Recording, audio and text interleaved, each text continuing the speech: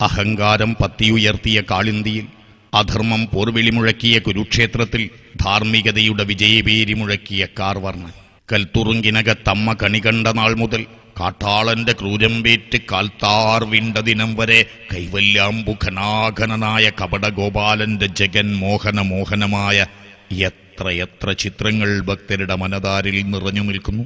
കാളിയന്റെ മസ്തകത്തിലേറി ഉല്ലാസനൃത്തം നടത്തിയ സർവേശ്വരൻ, ആതുലപരാക്രമിയും ദുഷ്ടനുമായ മാതുലൻ, കംസന് മുക്തി നൽകിയ ദയാപരൻ, മൃഗമോക്ഷദായകനായ ഭക്തവത്സലൻ, പൗണ്ഡ്രക വാസുദേവനെ കാലപുരിക്കയച്ച സൂത്രശാലി, കല്ലും മണ്ണും ചേർന്ന പൃഥുകം ആർത്തിയോടെ വാരിത്തുന്ന സതീർത്ഥ്യസ്നേഹി, ചങ്ങാതിയായ വിജയനു വേണ്ടി ചമ്മട്ടികയിലേന്തി തങ്കത്തേര് തെളിച്ചവൻ, ലലാടഫലകത്തിൽ കസ്തൂരി തിലകവും മാറിടത്തിൽ കൗസ്തൂഭരത്നവും നാസാഗ്രത്തിൽ നവമൗക്തികവും കൈകളിൽ കങ്കണവും കരതലത്തിൽ ഓടക്കുഴലും കണ്ടത്തിൽ മുത്തുമാലയും ധരിച്ച് ഹരിചന്ദനം പൂശി നിൽക്കുന്ന ഗോപസ്ത്രീകളാൽ ചൂഴ്ന്നു നിൽക്കുന്ന വിശ്വരക്ഷകൻ, മോക്ഷദായകനായ ആ ഭഗവാന്റെ അവതാര മഹാത്മ്യ കഥകളാണ് യമുനയിലെ കുളിരല പോലെ ഭക്തജനങ്ങളുടെ കർണപുടങ്ങളിലേക്ക് ഒഴുകിയെത്തിക്കൊണ്ടിരിക്കുന്നത്.